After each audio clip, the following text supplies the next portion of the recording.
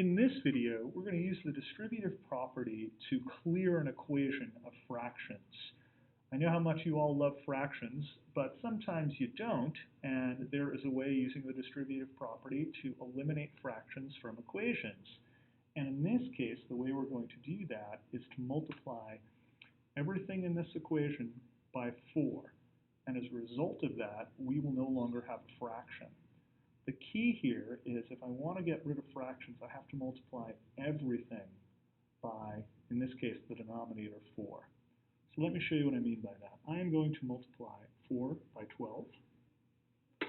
I'm going to multiply 4, say 3/4 n plus 5. Okay?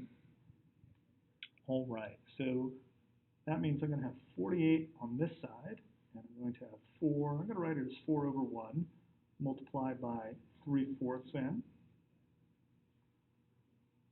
plus 4 multiplied by 5. So once again, I am distributing the 4 here to each term, the 3/4 n and the 5. Okay, and I already distributed the 4 here. 4 multiplied by 12 is 48.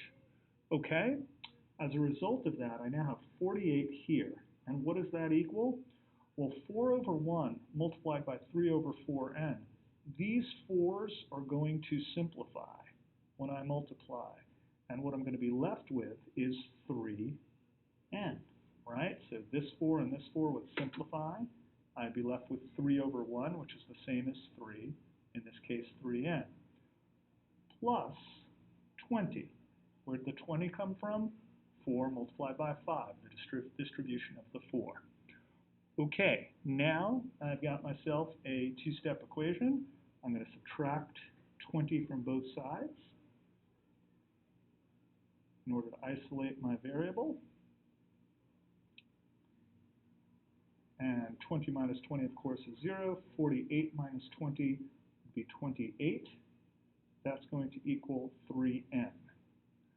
And in order to isolate my variable, I'm going to divide both sides of this by 3. And as a result of that, I'm just going to slide this up a little bit. I would end up with n. 28 over 3 is going to equal n. And that is my final answer. Okay, I'm just going to slide that up so you can see it. 28 over 3 equals n. That's our final step there. All right, and that is using the distributive property.